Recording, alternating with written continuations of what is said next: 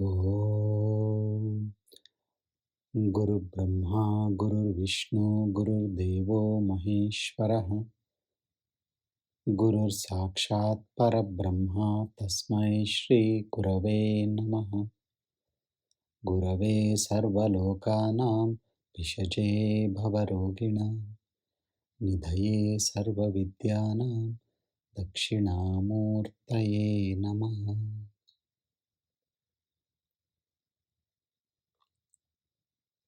Hari Om Shri Gurubhyo Namaha. Hari Om Sahana Bhavatu Sahano Bhunaktu Sahaviryam Karavavahai Tejasvinavadhitamastu Ma Vidvishavahai. Om Shanti Shanti Shanti.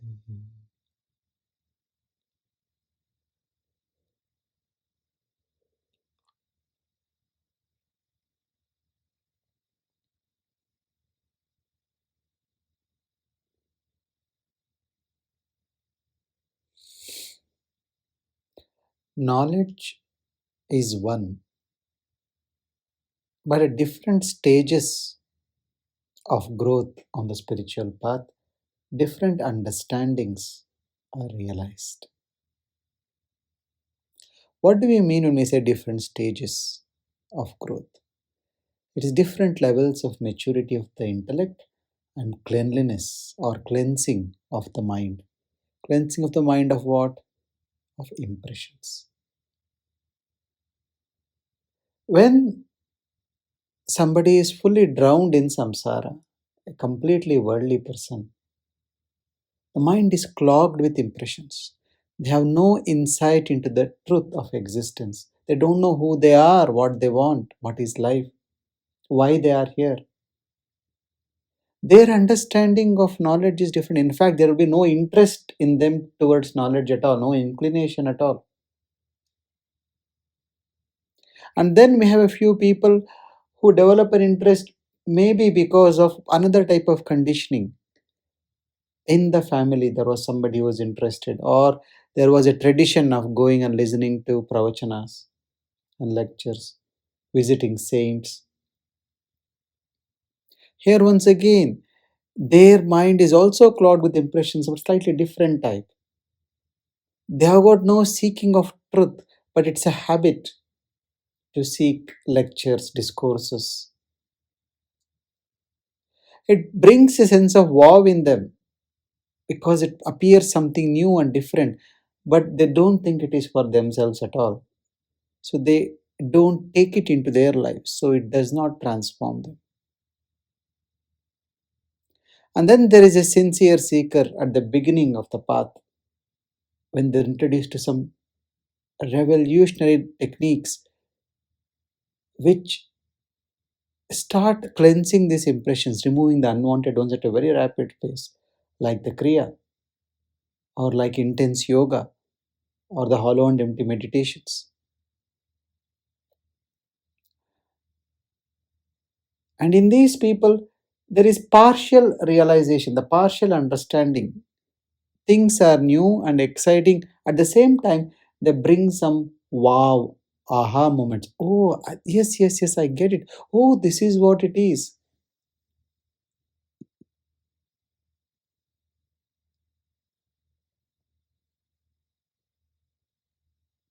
Yeah. And then there is this mind of the enlightened, where the mind is actually no mind.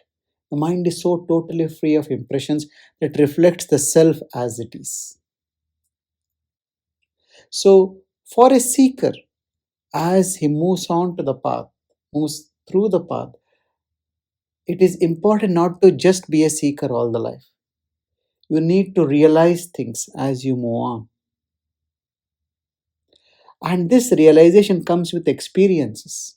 These experiences are given to you by the techniques, and the techniques are the blessings of the master from whom you received. Like the mantra of Sahaj, like the Kriya, like the hollow and empty meditation. The voice of Gurudev itself is a transformative. energy which brings you that experience of samadhi. Samadhi is bliss. There is no bliss higher than samadhi for an awake mind. And samadhi, bliss, and timelessness are interlinked. See, in deep sleep also you experience timelessness. You don't feel like you slept for 8 hours, right? When you're working during the day, you feel you worked for 8 hours, 9 hours. But when you sleep for 6 hours or 7 hours, you don't feel that length of time. Yeah, because you are resting in the lap of the self. You're dissolving in the spirit. The mind has gone to the background and you are embracing the spirit and staying with it. That's why you experience this timelessness. That's why after nice deep sleep, you feel so blissful when you wake up because that experience is still lingering on with you. It's like you have eaten something very nice and the taste is still lingering in your tongue.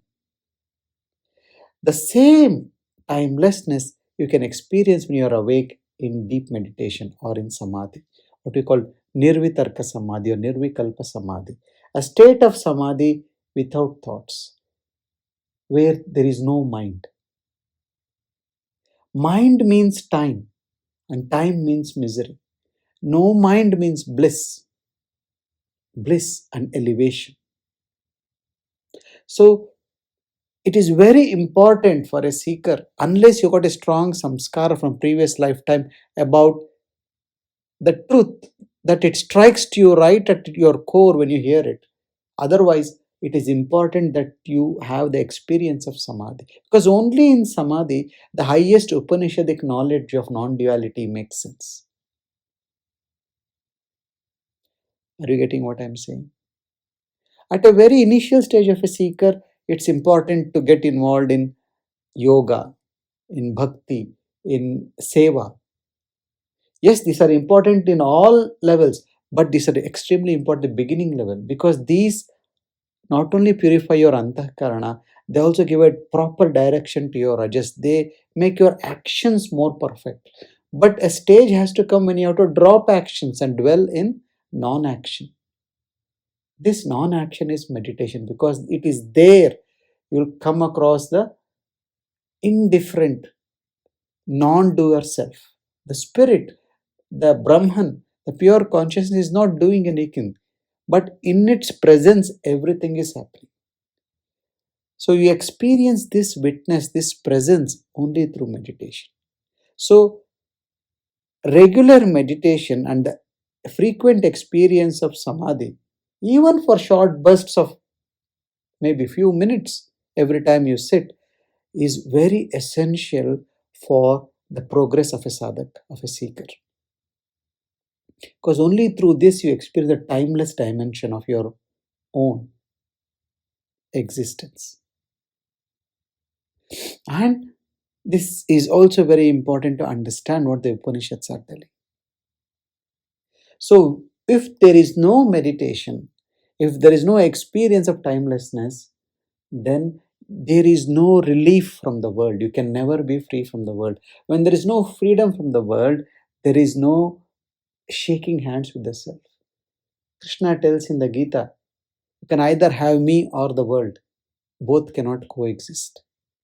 Where the world ends, I begin, Krishna says. Truth and world cannot coexist. Yoga, devotion, service, they all are based still on duality, a sense of me and God or me and the other. It's only in the Upanishads that the other drops off. It's only me. It's only me. It's only me who is reflected or appears as everything else. Or it's only that one divine consciousness which is appearing as me also. And this, you do experience this in meditation, deep meditation. Do you see that everything disappears? All your relationships, all the people, your own body disappears, your room in which you are disappears, the people around you, everything disappears. What remains is that presence of I am. Why is knowledge called highest? Nahi gnanena sadrusham pavitra miha vichyate. Krishna tells in the Gita, why is knowledge considered as the highest? Shankaracharya explains this very beautifully. He says only knowledge opposes ignorance. No action will oppose ignorance. So, action will not take you towards freedom. Action can only purify your faculty so that you become receptive to knowledge. And only knowledge can transform you. Only knowledge can free you. Are you getting what I'm saying? The beauty of the Kathopanishad is unlike the Mandukya Upanishad. Mandukya Upanishad is very small, very short, but it is very direct, straight to the point. It says the entire universe can be expressed in one sound, that is Om, and it explains Om in 12 shlokas, and that is it.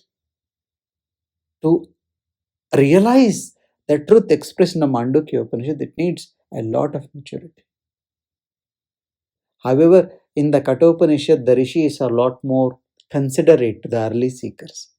There they talk about rituals, they talk about yoga, they talk about restraint of the senses, they talk about the hierarchy of the faculties, that the senses are lower than the mind, the intellect is higher than the mind, and the self is the highest in terms of the ability to overcome the limitations. And this understanding and working through this will help you to overcome the perception, the limitations of your own mind. So, it is extremely important for us to meditate and have this experience of timelessness or samadhi if we have to understand any of the Upanishadic knowledge. Okay, so there are a few technical things you need to be aware of as we proceed through these remaining shlokas of the Kathopanishad. Some of it is already touched upon Yama in the previous chapter when he is speaking about the manifest consciousness. The manifest consciousness, actually it's a misterm, because the consciousness is not manifested, it appears as if it is manifested. But however, for understanding, just to make it easy to communicate, let's take it as if there is a manifest consciousness and the source of this is the unmanifest pure consciousness. So these explanations which are given, it's important to understand them because they give some sort of a logical sense to the understanding. And once you come to the core of the Upanishads, you can drop this logic, you can drop these explanations. But right now, it's important to understand. So there will be some sort of a base steps for us to climb the stairs. Okay, so what is a manifest consciousness? So the manifest consciousness, the unmanifest, or let's start the pure consciousness, the Brahman. What is it? It is just a representative of what you call Sat Chittanananda. It exists, it's alive and vibrant and full of knowledge, and it is blissful. And the manifest consciousness is derived from this unmanifest consciousness, also exhibits these attributes in a limited way because the manifest itself is limited. Anything that is manifest is measured, and that which is measured, Gurudev calls it Maya. Maya means that which can be measured, and that which can be measured is limited. So, the manifest consciousness, which you call as Prakriti, has come from Purusha or the unmanifest consciousness or Brahman, and somewhere it expresses the qualities of Sat, Chit, and Ananda. That is, it exists, it is alive, and there is joy, but in a limited extent. Okay, and what is this Maya? Maya is the power of Brahman, power of the consciousness through which it projects itself as the manifest world. Okay, and two aspects of Maya: Avarana, Vikshepa. Avarana means it veils. What does it veil? It covers the pure consciousness, and Vikshepa, and it projects it as something else. These are the two important things, qualities of Maya. And Maya is composed of the three gunas and the five elements. Using the five elements, the three gunas, the manifest consciousness or the manifest world or Prakriti comes into existence.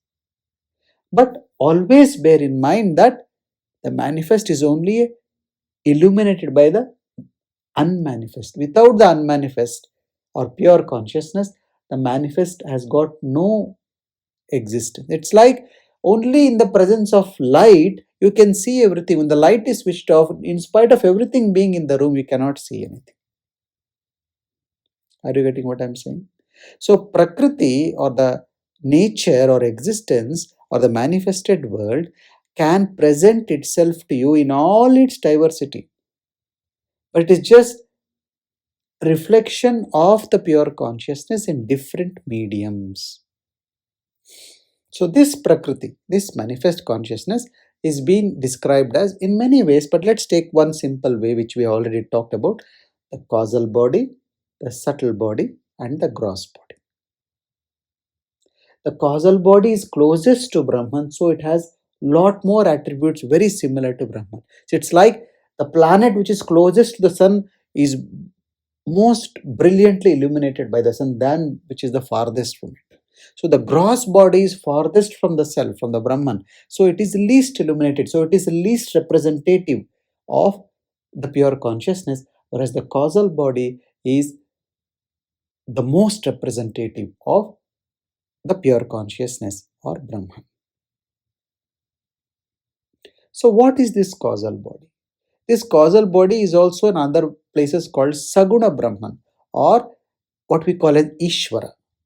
What that which we commonly worship as God with all the attributes of creator, sustainer, destroyer, or Brahma, Vishnu, these are all parts of the, or not, I can't say part, these all belong to what you call as the causal body. And what comes out of the causal body is the subtle body. The subtle body is also called as Hiranyagarbha, or which we commonly call as Brahma. The subtle body and the gross body are in a seed form or as an intention in the causal body. But when the intention starts manifesting, the first manifestation is called a subtle body. And this subtle body, or Hiranyagarbha, or Brahma, who initiates the process of creation through the elements and gunas. So there are 19 aspects of creation in the Hiranyagarbha or the subtle body. What are they? They are the four antahkaranas: mind, memory, intellect, and ego. Five pranas, five gnanendriyas, or the sense organs, what we call, and five karmendriyas, the organs of action. All these together, 19 components form the subtle body. And from there comes the gross body, which is made up of the condensed five elements. So, the five sense organs, the senses are part of the subtle body, the sense organs are part of the gross body. So, in total, the manifested creation is said to have 25 components. One component in the causal body, 19 components in the subtle body, and 5 components, sense organs in the gross body, or made of the condensed 5 elements. The same 3 bodies, we already discussed this before, can be represented as deep sleep, dream state, and the wakeful state. Wakeful state represents the gross body. When you are awake, the dream state represents the subtle body or the Hiranyagarbha or Brahma, and the deep sleep state represents the causal body, where everything is like a seed and from which all this gross and the subtle body or the dream and the deep sleep state are hidden in the subtle body. Is this clear so far? So, we think the wakeful state is the most real aspect of our existence, but look at it, irony of it, that is the most unreal aspect of the existence because it is the farthest from the spirit. The most real is the deep sleep state, what you experience in deep sleep, where you think I have got no experience of anything, I've got no awareness of my body, my relationship, there is no pain, no suffering, no binding at all. That is more close to the truth of our existence. And what we experience in this wakeful state is the farthest away from the truth of our existence, the most unreal aspect of our existence. Because here the mind is so totally dominant. The mind is a corrupted, imperfect system. In fact, it is an obstacle for us to experience our true nature. And In the wakeful state, this mind is so dominant and awake. And that is why we fail to see the truth of existence. And we are so strongly feel identified with not just our body, with other bodies as well in this state of wakefulness. Now, also you need to remember these two terms which are commonly mentioned, Jiva and Daiva, or Jivatma and Paramatma. It is individual self and universal self. The universal self, what we also call as Brahman or pure consciousness. Some places they call this as Purushas. And Jiva, what is Jiva? So Jiva, the individual Jiva, is mainly the causal body along with the subtle body. So now let's get into the shlokas of the chapter 2. We have finished chapter 1.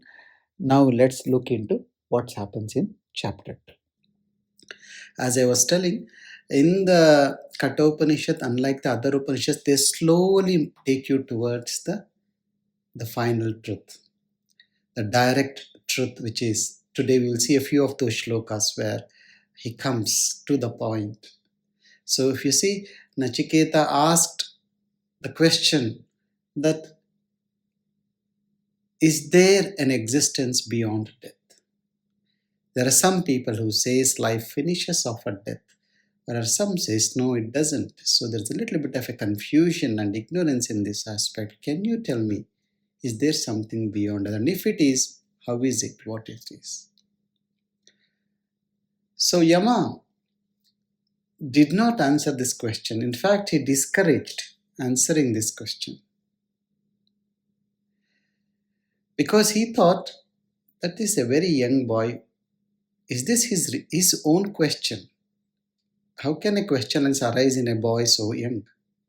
This is the time to enjoy the pleasures of the world. Then, when the time comes when you're fed up of all this, then you seek. But however, he couldn't trump the boy. He offered him everything, and the boy just kicked them all and then said, look, you wanted me to ask for a boon. I have asked you. Now it's your job to fulfill your word. Now, come on, get going. And then this was very impressive. So Yama says, I'm so privileged to have a disciple like you. In the world, at every point, two choices come in front of people, the Shreya and the Preya. That which is pleasurable, that which is good for you. And most people pick up the Preya first. They pick up the pleasant over the good.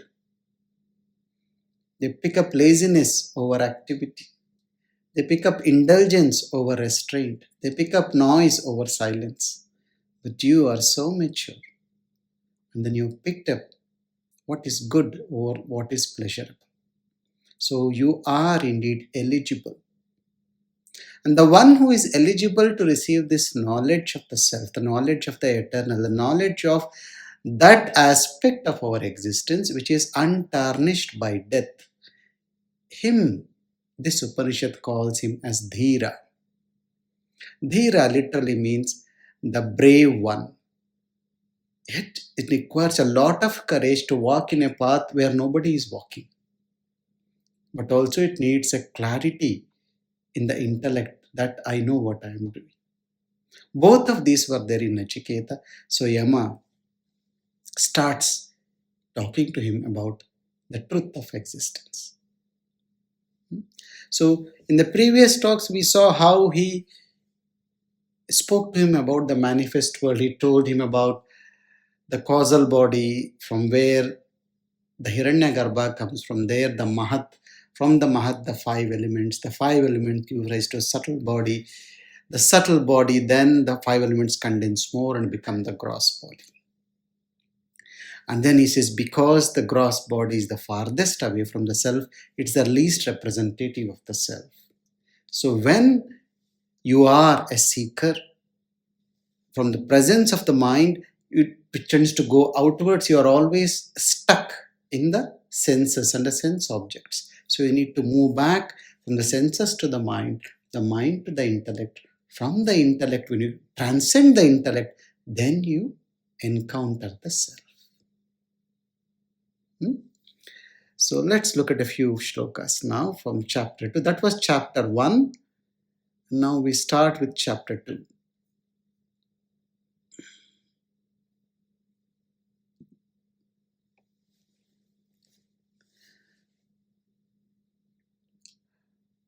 पराञ्चिकानि व्यत्रिणा स्वयम्भूः तस्मात् पराक् पश्यति न अन्तरात्मान् कश्चिद्धीरः प्रत्यगात्मानम् ऐक्षत् आवृत्तचक्षुः अमृतत्वम् इच्छन्. It's a very beautiful shloka and a very, very important shloka. What he says, Paranchikani Vetrinan Swayambhu. By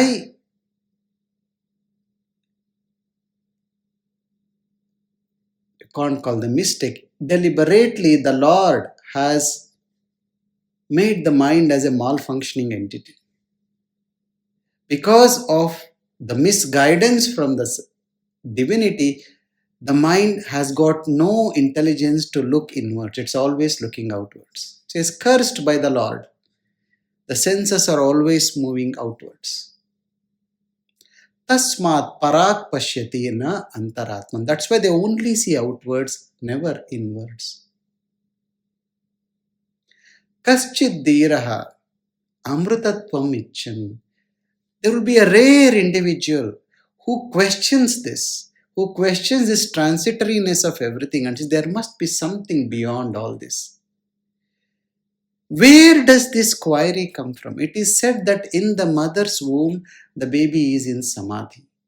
A samadhi, a state of timelessness, a state of eternity. And that memory always keeps haunting the individual that there must be something. I've experienced this somewhere. There's a deja vu. I need to get back to that blissful state.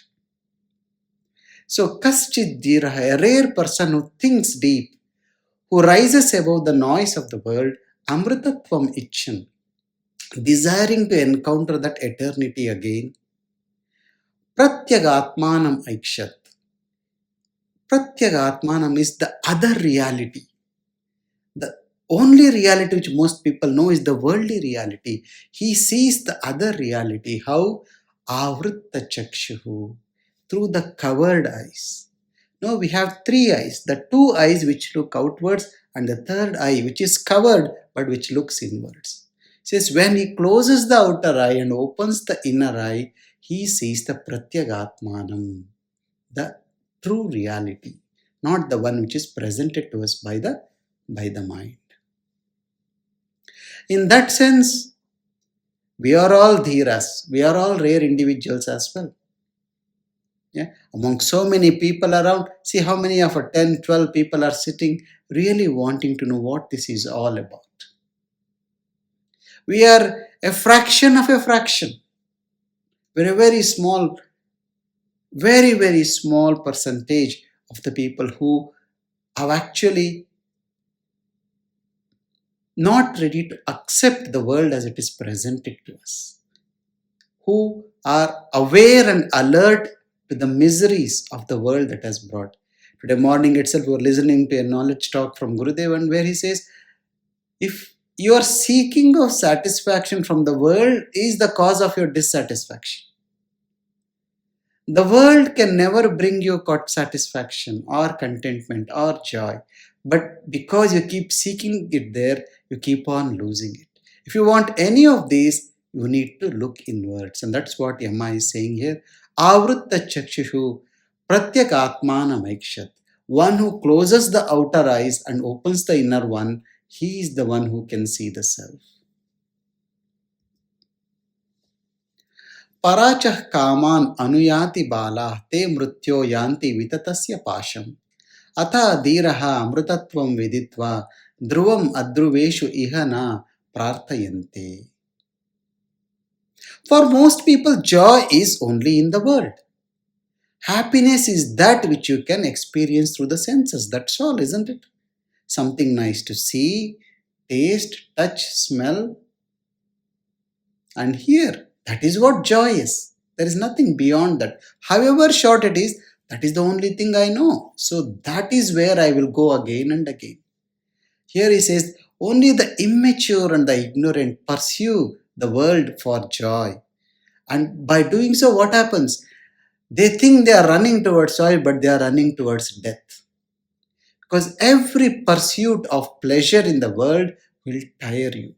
As you drain yourself again and again, this drainage of energy of prana will make you less and less receptive to knowledge of your true self, and then you collapse and fall down. Death swallows you, and then you come back again and do the same thing. Bala, he says, Anuyanti Bala. Bala means a childish person, one whose intellect has not matured. Only somebody who is immature, he seeks joy outside. And by seeking joy, he moves closer and closer to death. Atha dhira amrutatvam viditva dhruvam adhruveshu. And the one through viveka, through soaking in knowledge, through the company of the wise, who has realized the difference between the temporary and the permanent, he does not pray for the pleasures of the temporary. Na prarthayante. Why? Amrutatvam vidit. Even having known the distinction between the eternal and the non-eternal, it does not run behind the pleasure. There is nothing wrong in running behind pleasures. The only thing to realize, the more you engage in pleasure, the less prana you sustain. The less prana is there, the less you are able to experience the timelessness of yourself. Unless you are able to experience the state of samadhi, the less you realize the unity of existence. So you're moving away and away from your own self. That's why in all the Upanishads, in all the major scriptures, what they say, you see, the first step they say is restraint of the senses. In the Ashtavakra Gita, Ashtavakra says, Visham iva parityajya. You drop the sensory pleasures as if they are poison. Indriya Sukham Visham iva parityajya. And now he starts talking about that. And here the Upanishad becomes a little poetic. Yena rupam rasam gandham shabdan sparshancha maitunan etena eva vijananti kim atra parishishyate etat vaitat. This is the rhyming bit of etat vaitat. Means this is that. Now long ago, Nachiketa, you asked me, is there something beyond death? Now this is it. Now I am giving you the answer. Etat vaitat. This is indeed is that what you are asking. What is that? Yena rupam rasam gandham shabdan sparshancha maitunam etena eva vijanati. You think the eyes are seeing. No, eyes are not seeing. It is the mind which is seeing. Well, that is also not. It's not the mind which is seeing. It is the self which is seeing through the mind. There's a beautiful description which Adi Shankaracharya gives. He says, the mind is unique in that sense. It has got the ability to reflect the self. Say, for example, you are sitting in your room and then you got the wall, you got the sofa, you got the lights and everything. And you also got a mirror. Only the mirror can reflect your form. Nothing else will. Similarly, though so many aspects of creation exist, mind has this unique aspect of able to reflect the consciousness more than any other faculty. So it always appears whatever his mind is showing to us, that is reality. So here he says, no, the antahkaranas are also illuminated by the self, and it is through them only you experience. That is why in deep sleep, when the mind is asleep, even when somebody touches you, you may not feel. When somebody speaks, you may not hear. Why? All the faculties are there. All the messages are being conveyed to the mind. The mind is not awake. Why is the mind not awake? Because at that point, the mind is not being illuminated by the self, by the radiance of the self. So that through which all the five senses are perceived, sight, taste, smell, sound, touch, sexual pleasure, what is not known to it? Kim atra parishishat. What else is left to experience? All that can be experienced only through that. That indeed is that. Etat vaitat. This is that, Nachiketa. Swapnantam jagratantam cha ubhau yena anupashyati mahantam vibhum atmanam matva dhiraha na shochati.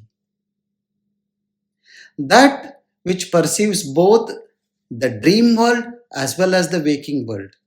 That great self, Mahantam Vibhum, Matva Dhiraha na Shochati. One Dhira, the seeker who has realized this, who has understood this eternal existence, which experiences everything, and because of the falsity of the mind, it appears it is hidden. Mind becomes so dominant that most of the time there is not even awareness there is something behind the mind.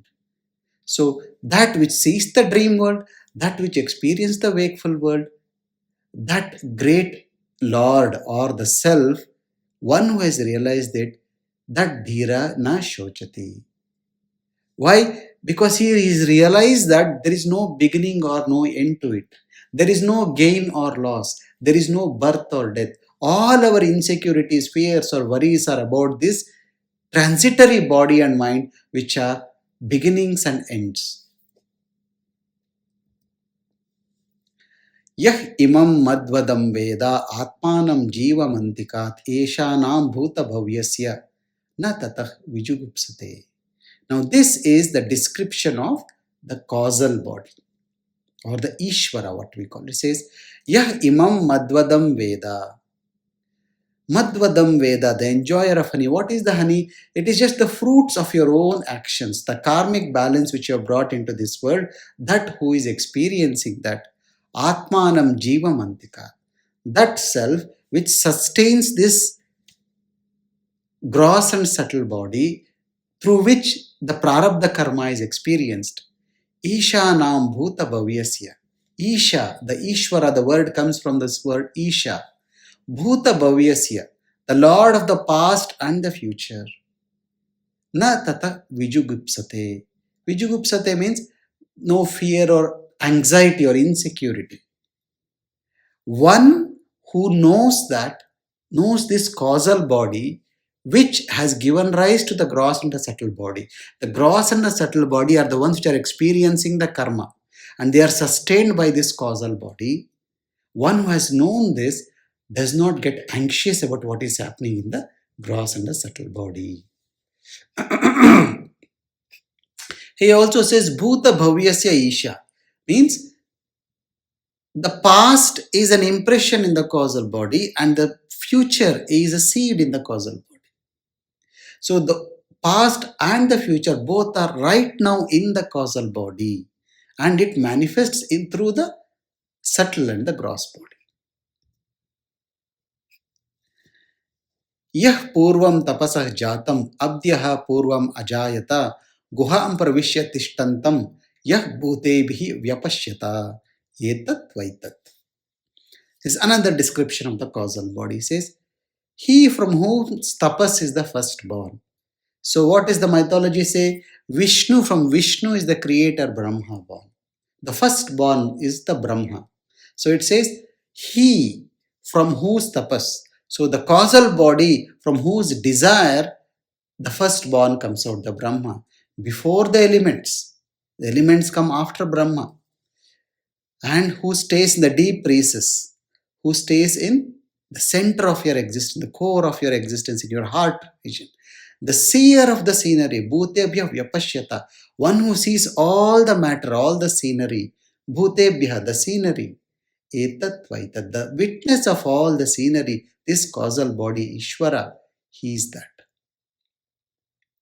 Ya pranena sambhavati, aditihi devatamayi, गुहां प्रविश्य तिष्ठन्ति या भूतेभिः व्यजायता एतत् vaitat. Now he speaks about the second aspect, the subtle body or the Hiranyagarbha, or what we commonly call as Brahma, the creator.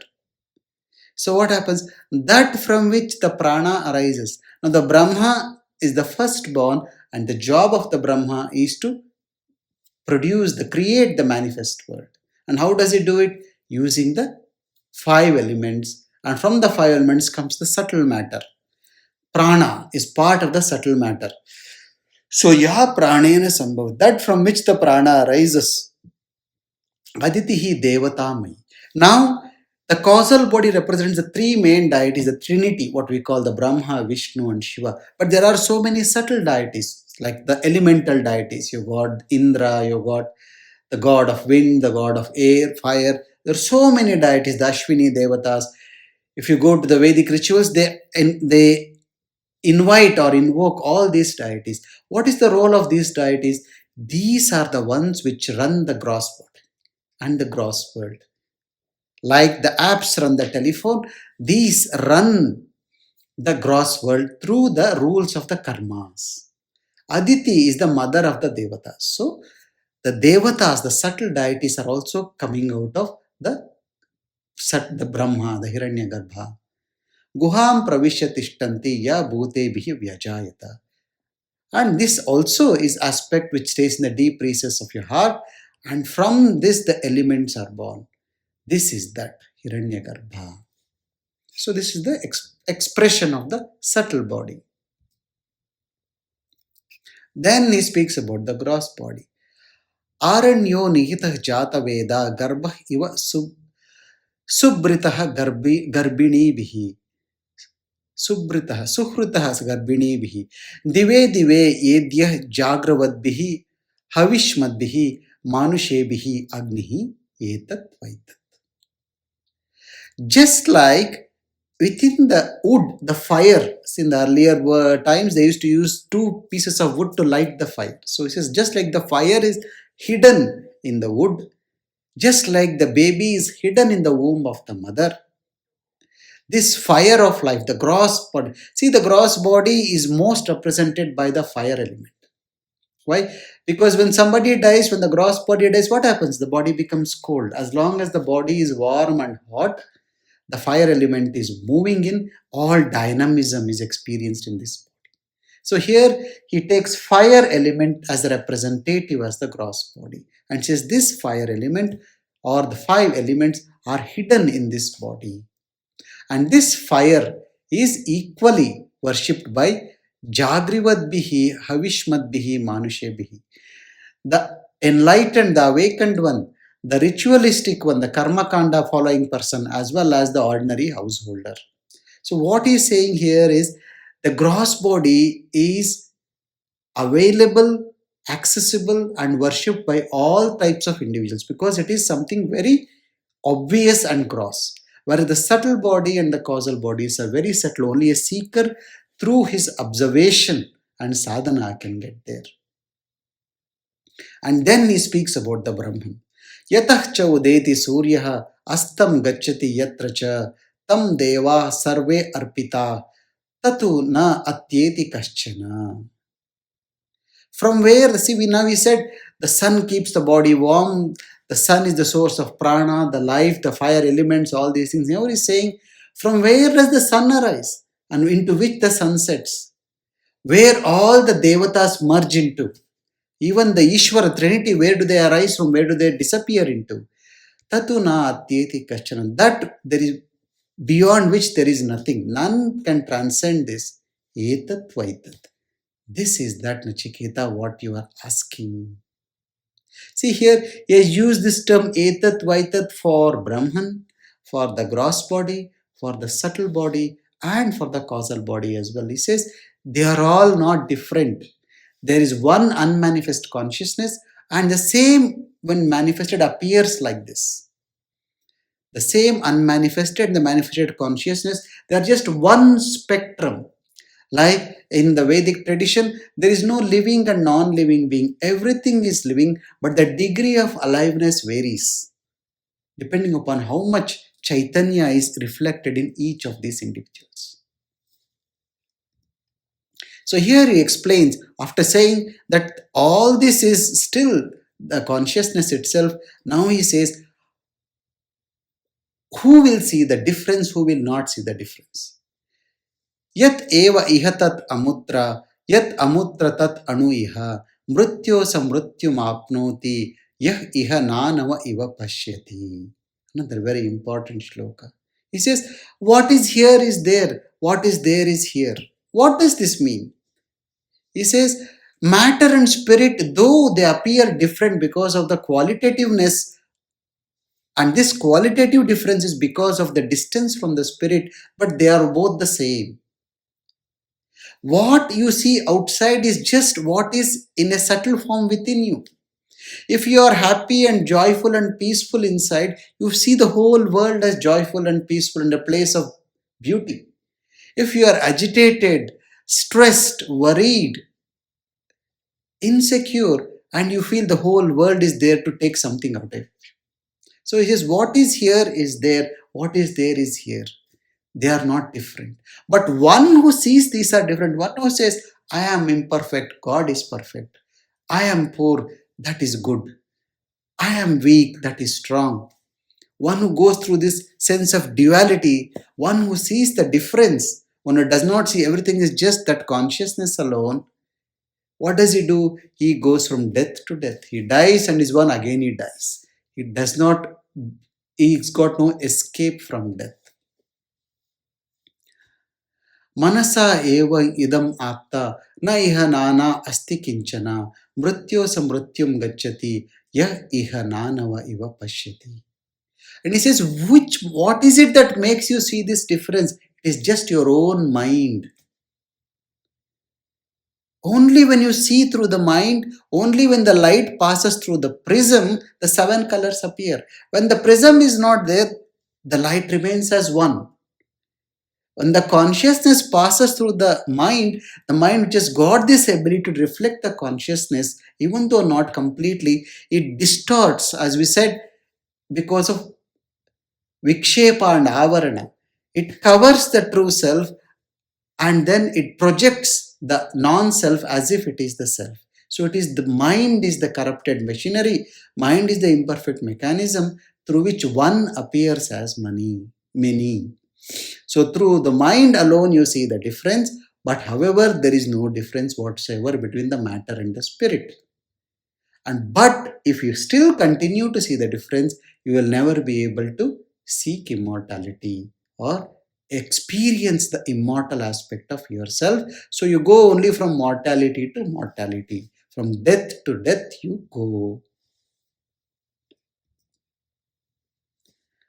अंगुष्ट मात्रा पुरुषः मध्ये आत्मनि तिष्ठति ईशानः भूतभव्यस्य न ततः विजुगुप्सते एतत् वैतत्. Now this is something which is mentioned in the yogic tradition, that somebody who meditates deeply, does a lot of intense sadhana, for him he experiences a light, a thumb-sized light, like a flame-like experience right in the core of his heart region. And this is what the Rishi Yama is explaining as if it's a matter of, or maybe it is his experience. So for all those advanced yogis who have seen this light of the self within themselves as a thumb-sized flame, he is saying, Angushta Matra Purusha, the thumb-sized flame stays in the deep recess of your heart. It is the Lord of the past and the future, and one who has seen this has got no fears, no anxiety. This is one of the other things that they say for why you should seek realization. Realization brings you freedom from fear. Abhayam, it's called. It brings you what is called a state of fearlessness. Fear, what is your greatest fear? Fear of dying. When you realize that what is dying is only this body, and every day I die when I go to sleep anyway. And when so-called death happens, it only means that I sleep in one body and wake up in another body. But me as the individual continue. My desires are there. Whatever my impressions in the subtle body is still there. And all that my unfulfilled desires, I go to another body to get through them. Angushta matra purusha jyoti va adhumakaha eshana bhuta bhavyasya saha eva adya sa u shvaha etat vaitat. So this flame, the thumb-sized Purusha, the true self, is like a fire without smoke. It is so pure. Lord of the past and the future exists here and hereafter. It means it is eternal. It's here, it was here, it will continue to be here all the time. Etat vaitat. This is that. Yatha udakam durge vrishtam parvateshu vidhavati evam dharman pritak pashyan taneva anuvidhavati. Now, in these last two shlokas, he speaks about one who is ignorant, one who is realized. He says, just like when rain falls on the top of a mountain, what happens? It just splits itself into many, many small streams and gets scattered all over. One who sees the difference between the body or the matter and the spirit, one who sees the existence is multitude, is not one, just like the water splits and scatters in all direction, he is also scattered. His understanding is very poor. Yatha udakam shuddhe asiktam tadrik eva bhu evam mune vijanataha atma bhavati gautama. Atma bhavati gautama. However, in the realized one, what happens? When pure water is poured into a jar of pure water, what happens? The pure water disappears into that and becomes one with the pure water. Similarly, the one who has realized the self becomes the self. And this is very true. Our experience as well. In the deep state of meditation, we become that. In fact, becoming that is a misnomer. We realize that we are always that, we are that. But every time the mind comes in, we forget we are that.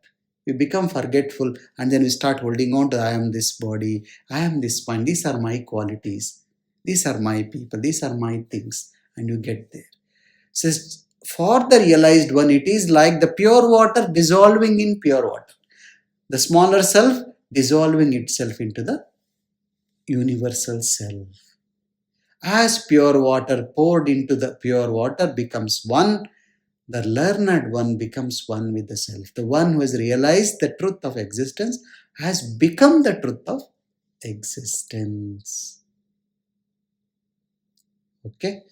So that much enough for today. Jai Gurudev. So these Upanishadic knowledge, it is impossible to have a realization of this without the experience of the timelessness of Samadhi. It could be Savitarka Samadhi, it could be Nirvitarka Samadhi. During Kriya, what happens for most of us is a combination. During hollow and empty as well. Though most of the time it is a Savitarka Samadhi. Thoughts are there, but thoughts are not interfering with your experience of yourself. But every now and then you get into that stage where suddenly thoughts also disappear. It's at that time when the thoughts disappear that the timelessness sets in. The true bliss starts engulfing you. And we are privileged to experience this, if not even for long periods, for brief glimpses of this. The glimpses of this has also come to us after lifetimes of seeking. Don't think you are just sitting here in this lifetime and you're having these experiences. You have been looking for this for many, many lifetimes. And now you have got this, and this is an irreversible process. This is yours now. This is your wealth. All you need to do is just stick with it. Just stick with it. And become like the pure water poured into pure water. Okay? Om Namah Shivaya.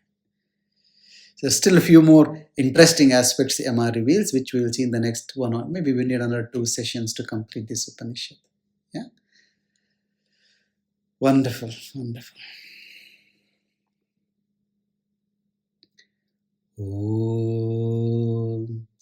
Sarve Bhavantu Sukhinah Sarve Santu Niramayaha Sarve Bhadrani Pashyantu Ma Kaschit Dukkhabhat Bhavet Loka Samasta Sukhino Bhavantu Loka Samasta Sukhino Bhavantu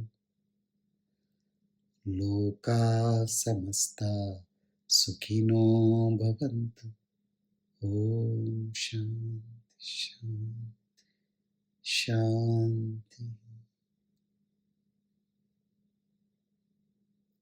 Hari Shri Gurubhyo Namaha. Hari.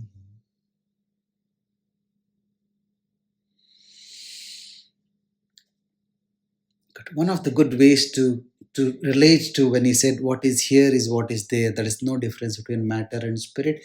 That is a very advanced, deep level of understanding. When we do the scenery and here meditation, we separate. We say there is here, there scenery, and these both are separate. That is one level. The another level is no, it's only a projection of it. Like you're saying, how can a wave not be water? How can a ocean not be water? How can a clay pot not be clay? How can an ornament not be gold? That is seeing no difference. That is the one who sees the difference says, oh, gold and ornaments are separate, water and waves are separate. Yes, at one level they appear separate, but deep understanding is that it's just the water everywhere appearing in different forms. Okay. Om Namah Shivaya.